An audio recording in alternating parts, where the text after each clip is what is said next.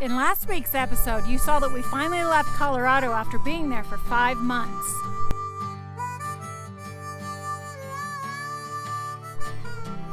So after making it to Arizona, we were surprisingly joined by several of our friends.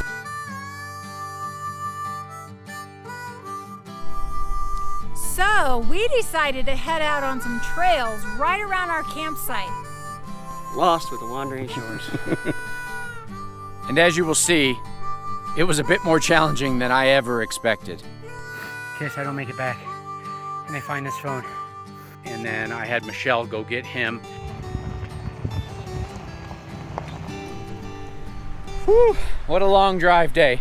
Ended up being close to 6 hours on the road. I just pulled over on the side of the road there. I'm gonna actually walk down here a little bit further and see if there are any better campsites than that one.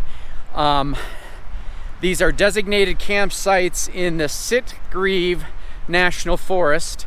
It's beautiful out here, but it's super windy. I don't know if you can tell with the microphone, but you can probably see the trees blowing around. I've got our walkie, so I'm gonna walk down here and we may get a site that we hardly ever see, which I think has only happened one time that I can remember. I might have to call Michelle and have her just drive the rig down here. I don't think she's ever driven the rig more than maybe 50 feet. Unfortunately, it doesn't look like we're gonna get to see Michelle drive the rig today. But what we might actually do is situate our camper in this spot the way we want it, and then detach and drive down a little bit further than I had walked, just to check out and see what other options they have down there. Boy, the road gets bumpier the farther back you go. There were some gorgeous sites, especially some sites closer to where you could have a great view of the cliff. But we decided we're gonna keep our site that we're already parked on. We're all settled in here, and we're probably about 20 miles east of Payson, Arizona. I'm gonna take you over here and show you the canyon. I don't know how clear of a view I'm gonna get from this location, so I may have to take you down to another location tomorrow.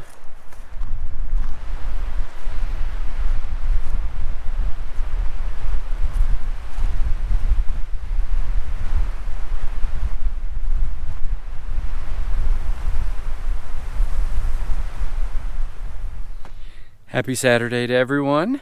Michelle and I have just been hanging out here at the camper. We went on a little walk/hike around this area, about a 2-mile little hike, just checking out some of the old trails.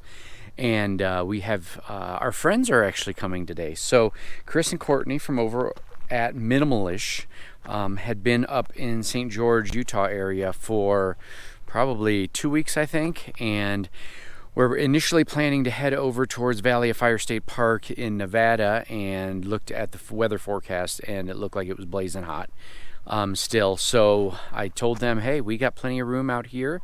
So they're heading here, and they should be here probably in the next 5 or 6 minutes from the GPS I saw online.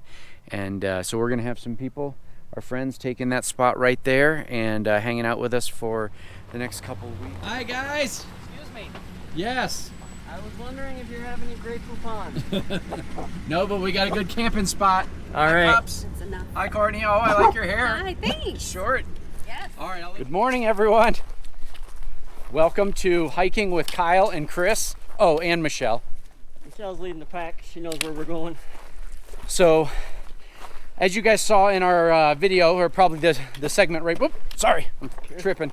In the segment right before this, Chris and Courtney decided to head up and visit us here at Sitgreaves National Forest. It was too blazing hot down where he was, right? Yes, sir.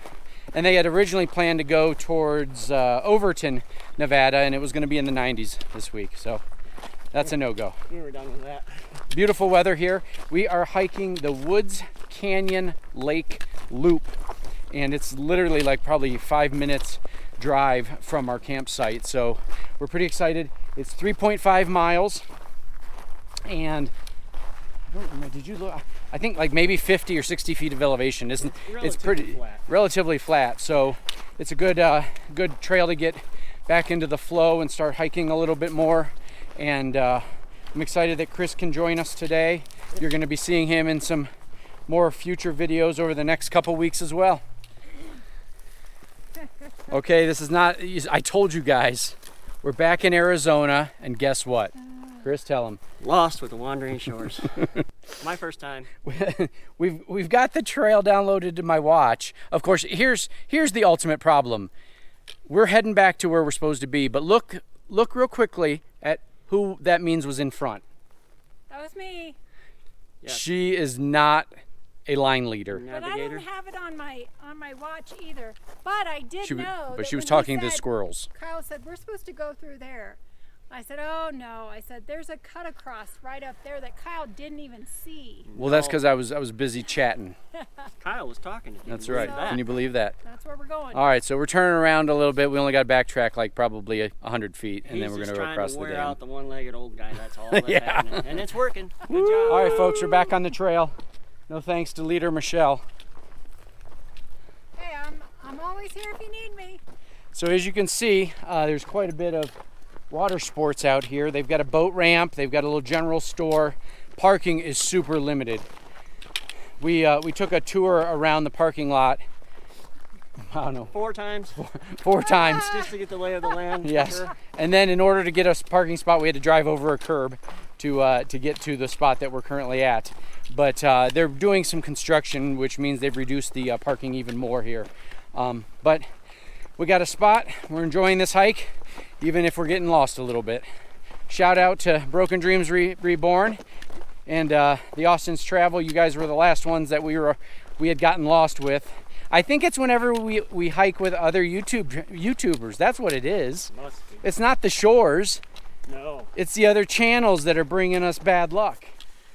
So we're living life on the actual trail again, and we just stopped.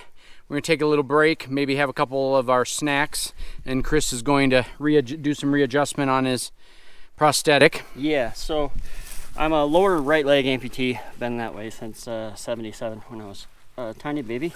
And it doesn't bother me a whole lot, like it doesn't affect me a lot, but what happens is this particular liner here gets wet with sweat and it slips, so it kind of feels like you're walking in a 5-gallon bucket, and that's not fun. So I use these socks that help soak up the sweat and the moisture and help keep the whole leg on. And I brought some. Normally I forget to bring any, but I brought some this time so that I wouldn't get stuck halfway around the lake waiting for my leg to dry out. He also said he brought some extra ones because he knew we were bound to get lost, and we may be out here a lot longer than we thought. Luckily, I'm relatively experienced out here, so the shores will live until we can get them back. Chris, how you doing? I'm tired. What do we got, like a mile and a half? 1.2, I think. 1.3 left. So we're making some progress. Yeah, this is a challenging route if you have less than 2 legs, but it's doable. And Kyle's been here to help me on some of the more challenging things. When I hike, the more tired I get, the more sloppy I get. I don't want to get hurt, so yeah. Luckily, I've got Kyle and Michelle here to help me down some of the tougher spots. Otherwise, I'd just spend the night out here. Well, and to add some extra sauce to this whole conversation, his phone's been calling emergency services the entire time in his pocket, and we realized it like, halfway through the hike. So Yeah. then there was a request for location from emergency services. But the weird thing is it shows that we don't have very much signal, if any. Yeah. So we're hoping the police aren't waiting for us when we get back to the other side. Yeah, if they are, we'll film that. Yeah. As I explain. Yeah. My stupid phone. We'll be back. One thing I forgot to mention was I got a new hiking hat. So we found this hat at the visitor center of Great Sand Dunes National Park, and I put it on and I thought, oh, it's perfect size. I got a real big head. So sometimes these hats you can't really buy unless you're able to try them on. So I tried on this one and then I went searching for it online. I found it for about $5 less on Amazon. So I just waited until we had an Amazon locker to send it to, which we did.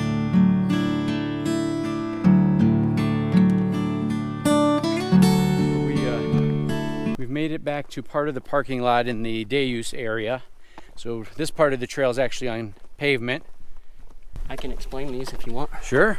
All right, you want to take a picture or take a video of these? All right, so these little structures here, these debris shelters, our loggers do that for homes for little animals, squirrels, rabbits, and things like that. Really? My brother-in-law's a logger, yeah, or was. And that's what they do. If they come in here and clear cut anything, they will leave brush shelters like this. And you also notice on clear cuts, they leave like 1 or 2 trees. Mm-hmm. You're like, why didn't they take those?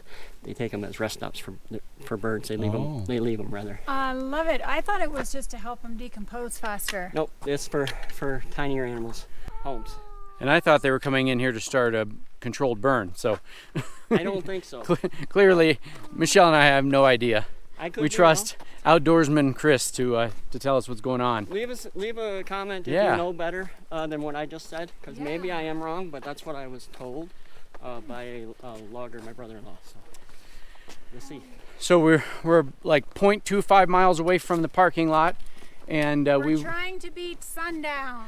yeah, we don't want to get stuck out here after dark. We don't have our headlamps because again we're unprepared. That was my fault. I should know better. Outdoorsman Chris. Sean and Matthew's out there, you know that we don't bring our headlamps with us on hikes since we got stuck there in Yuma. And I've been carrying this 3/4 of the hike because I didn't want it. We found it just laying randomly on the trail, and I don't want the animals chewing on it.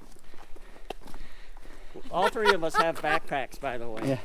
Leave no trace. Michelle and I and Chris support that. That's right. That's not entirely true. I've asked them to leave me several Oh, times. yeah, that is true. And they, He did. But and they won't. but 'Cause they Courtney don't. would have our asses in a sling if we left She him here. would. So, but of course we have no cell service, so we can't tell her we're still alive. No. So I'm sure she's wondering what the hell's going on. So Courtney, if you're watching this after the fact, we hope that we made it back to the camper. Okay, folks, so we made it back to the car, Michelle and I, but Chris was just exhausted, so he stayed over there in that other parking lot, and we're gonna go get him. Unfortunately, when we got over here, it looks like that parking lot has a gate on it and is closed. So we'll keep you updated on how we end up getting him to the car with that gate being closed. Hopefully we can open it up even though it's shut and just drive over there and pick him up. So fingers crossed. So we got lucky. The gate that is closed here, I was just gonna have Michelle park here, and then I was gonna run over and have Chris and I were gonna walk back over to this spot. But I looked and the lock actually was not locked. So I was able to open the gate, and then I had Michelle go get him, and I just waited here by the gate. That way, if any DNR officer came and asked us what the hell we were doing, I could explain to him. So, but yeah, they're just kind of straight across. You can see the headlights. They're gonna come back around, and we're gonna be heading back home. Morning, everyone. Good morning. We're going on a hike today. A long one. Yeah. So we are actually hiking directly from our campsite, which is nice. We don't have to actually drive anywhere. And it is called Sea Canyon, S-E-E, Drew Canyon Trail.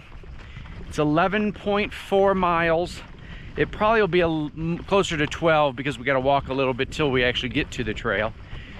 And almost 2,000 feet of elevation gain. So we're gonna walk at what is counterclockwise. I don't know if you can tell here in the camera, but it's pretty smoky from this controlled burn. So that'll just add an element of danger since we've got a long hike. Hopefully once we get down into the canyon behind us here, it won't be as smoky. Well, and something else. We haven't gone on a long hike since we were in Glacier and we did the Cracker Lake Trail. Yeah, and that one was just at a little over 13 feet or 13 miles. Yeah. I don't remember the elevation gain, but so it's been a while. Yeah. We'll see how today so goes. this is says on all trails it's going to take about 6 hours. So we're taking you along with us. Yeah. We got our bear spray, we got the Burna, Our walkies, we got our walkies, plenty of water. we got double things of water, we got food and snacks. So we're dressed a little differently than we were about 2 seconds ago in the video, but we are just over, what, 5 miles? Yeah. We're just around 5 miles into the trail. we quickly realized that we had worn way too many clothes. Yeah, and I haven't done that in a long time. So. Yeah. Jason and Abby over at RV Miles had once said, or multiple times said, you should dress like it's 10 degrees warmer than it is if you're going for a hike. And we should have done that, and we wouldn't be carrying these damn big jackets now.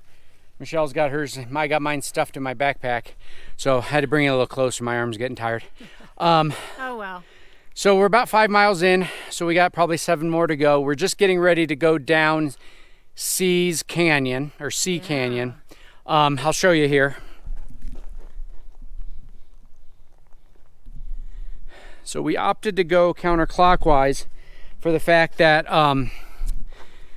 the climb on Drew Canyon was a little bit less as far as elevation gain over a distance. So this is going to be the much steeper area going downhill until we get down to the bottom and take a break for some snacks. Yeah. But yeah, what do you think so far, Michelle? The only animals we've seen have been baby deer, but what's so wild about this area is the deer that we've seen, they've all been running, and typically when we see deer, they're like eating and they're standing still. So it's been fun to watch them run and jaunt along. Frolic. They're frolicking. Yeah, they're frolicking. So, yeah, we've taken a few steps off course. Luckily, I've got it downloaded on my watch, as well as they've got the diamonds and arrows on the trees. But sometimes it's hard to even know where those are. So sometimes you're just stopping looking for them. But yeah, we're heading down to the bottom. We'll see you down there.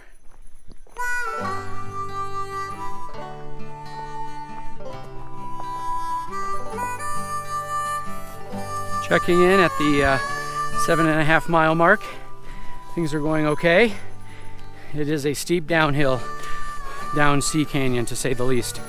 And it's kind of hard to follow, I think I've mentioned. And then once we got to a certain part, we had to climb up the side of this river embankment. And then from that point forward, they no longer have trail markers on the trees. So, but on a good note, we ran into our first people here on the trail. They were hiking the opposite direction. They're going to do some leaf watching or leaf hunting. And so we told them where the best leaf change colors are. And sorry, I'm getting a little disoriented here. And they said there are a couple river crossings. They actually have a river. They actually have water in them down here. So we are gonna take a break once we get to those, soak our feet, and eat our lunch.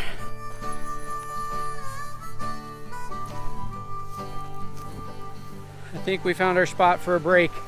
You probably can't hear it because the microphone's pointing towards me, but let me get down here and show you.